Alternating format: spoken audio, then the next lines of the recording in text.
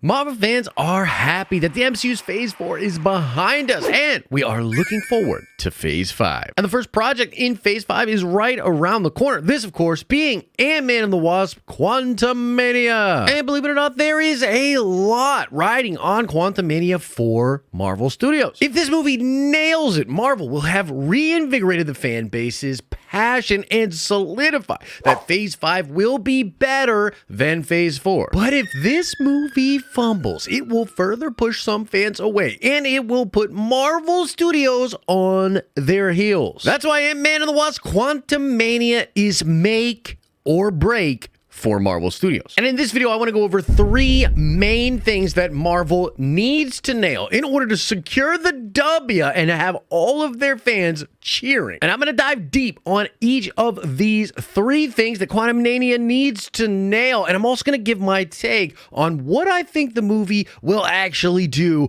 potentially right and wrong. So the first thing that Marvel needs to nail is the quality. And I know what you're thinking. No, Josh, of course it needs to be a quality movie. But I want to dive deep on this. I want to specifically explain what fans are going to be paying attention to in Quantumania. Some Marvel fans have their guard up. And this is because Phase 4 did see a huge drop-off in quality, and it essentially felt like Marvel Studios was choosing quantity over quality. Ultimately, what once felt like something truly special began to feel like product. Lack of incredibly compelling stories and lack of a huge macro story that connected all of the projects, unfulfilled character arcs, and bad visual effects were just some of the things that plagued many different projects in Phase 4. And I know what some of you are thinking out there. You're saying to yourselves, but Josh, there are a number of different reasons why this happened. Number one was the global health crisis in 2020 and the constraints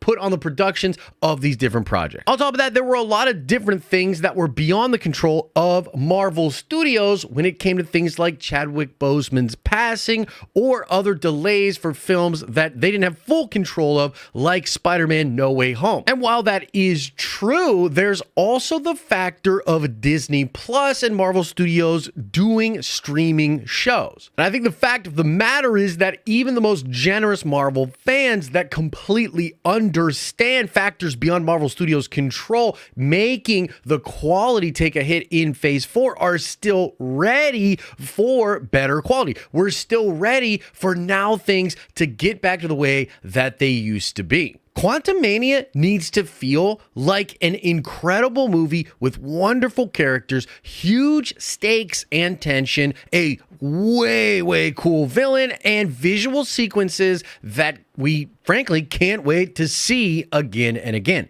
This is what made Marvel great in the first place. They nailed every aspect of movie making while also setting up this huge connected universe. And I think Marvel Studios, especially in its early stages, never got the credit it deserved for, frankly, just nailing all of the aspects of movie making, which are really hard to do. Now, luckily, from what we've seen in the trailers, it does seem like Quantumania will be a jump up in quality, especially compared to a lot of the Phase 4 projects. Despite some of the shots looking clearly like green screen or that they shot on the volume, many of the visual effects look stunning. Kang looks incredible. His costume looks on point, and the visual effects of his powers and the technology that he uses seems awesome. Chronopolis itself seems like a really cool environment. The Quantum Nexus scene with all the different Scott variants and even one getting shredded into rope,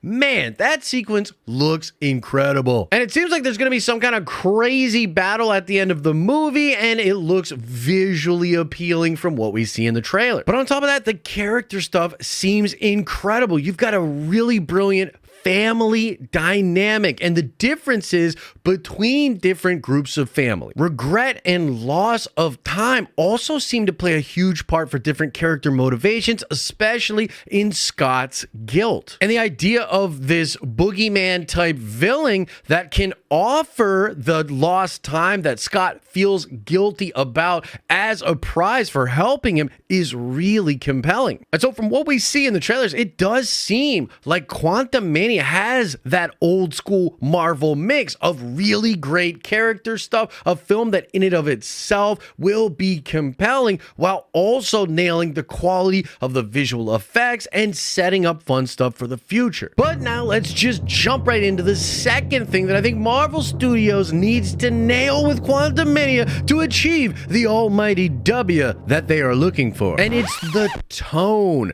Quantumania must nail the tone. And the tone needs to be serious but fun. Now, this also has to do with major complaints about Marvel's Phase 4. Some people think Marvel has always had this issue and that the formula just grew tiresome in Phase 4 because there were so many different projects. I actually reject that idea. I think the dramatic stakes of the Infinity Saga and the serious character moments were the bread and butter of Marvel's Infinity Saga. And I think this tone nailed it for the individual characters and the individual movies, but I also think the overall tone of the story of Marvel from Iron Man to Endgame is actually a serious story. Ask yourself this: did any of the characters from the Infinity Saga seem like a joke? Out of all of the memorable moments from your favorite Marvel movies from phases 1, 2, and 3, how many of them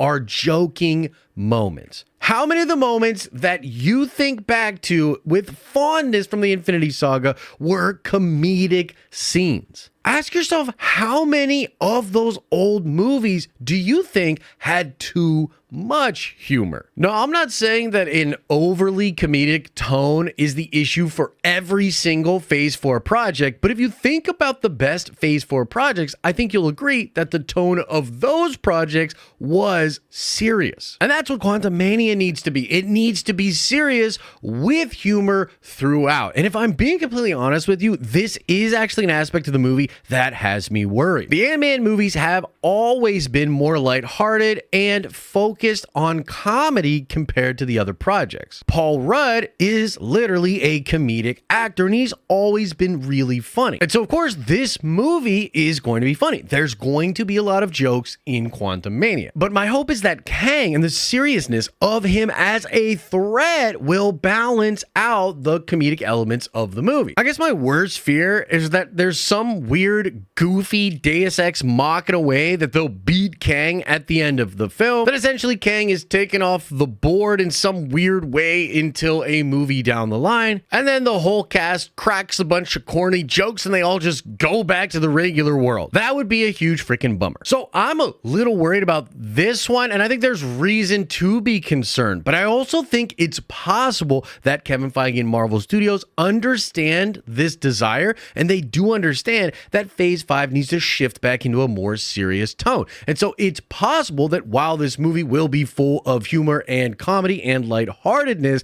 that it will end in a surprisingly dark way. But now let's talk about the third thing Marvel needs to nail to secure the massive W that we all want them to get with Quantumania. This movie needs to nail setting up the future. It needs to give us stuff to look forward to in the future projects. From the very first MCU movie, when Nick Fury showed up, the Marvel Cinematic Universe has always left fans with something to look forward to. Now, this hasn't always been done in post-credit scenes, and there are several lines and different scenes throughout the history of Marvel movies that set up curiosities for future projects. But make no mistake about it, this is a huge part of why Marvel was as successful as it once was, and why the Infinity Saga felt like such a crazy culmination. And again, this is something fans will be looking for because it really wasn't in Phase 4. We already know that Kang is going to be the big bad for this phase. He's going to be the new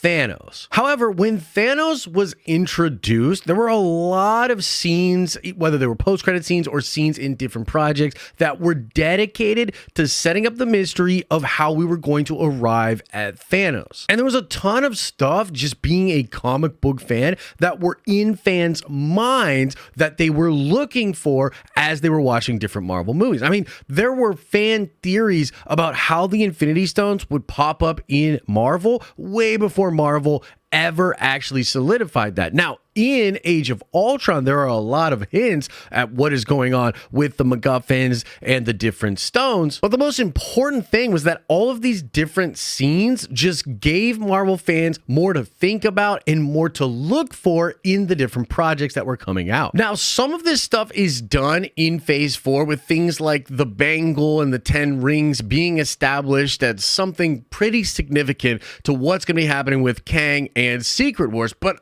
a lot of that stuff actually comes from comments by Kevin Feige or other producers or things that are being said outside of the movies themselves. In the same way that we watched a ton of the stuff in Phases 2 and 3 thinking about what that meant for Thanos, we need to be doing that same thing in the rest of the Phase 5 and Phase 6 projects as we lead to the Kang Dynasty. And this being a movie where we think we will meet the Kang variant that will eventually become the actual big bad villain of the next two Avengers movie, it is the perfect opportunity to set some really interesting things up for fans to be thinking about, speculating about, and trying to look for in the different coming projects. Fans need to be able to look at different Marvel projects coming and identify different aspects that seem weird and could lead to Kang or maybe some time traveling mischief. We need to be able to feel and speculate on how Kang could be behind some of the things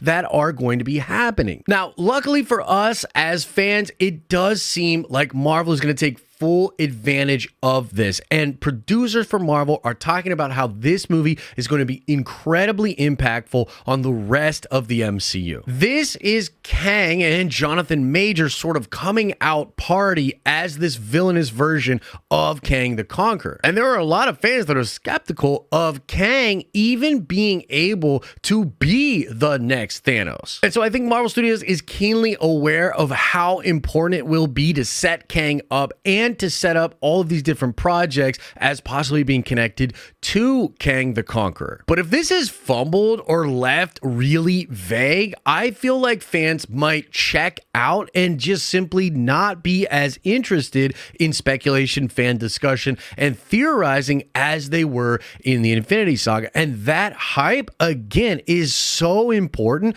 to the health of the Marvel Cinematic Universe. It really does drive anticipation and get people to go check this stuff out, talk about it, sort of, spreading the word about it. Because if you'll remember, like leading into Infinity War and Endgame, it just seemed so culturally relevant that a ton of people got into Marvel just then. They'd go back and watch all the old movies, but it was the fact that that discussion reached this sort of peak state that really did bring in all of the new fans and make it feel like a global event. Smash a like on this video, subscribe to this channel and our streaming channel because we give away dope, nerdy things to random subscribers each and every month. And if you want to watch more, why not check out this video I recently did about how we're hearing Kevin Feige's plan for the MCU X-Men is going to be cosmic.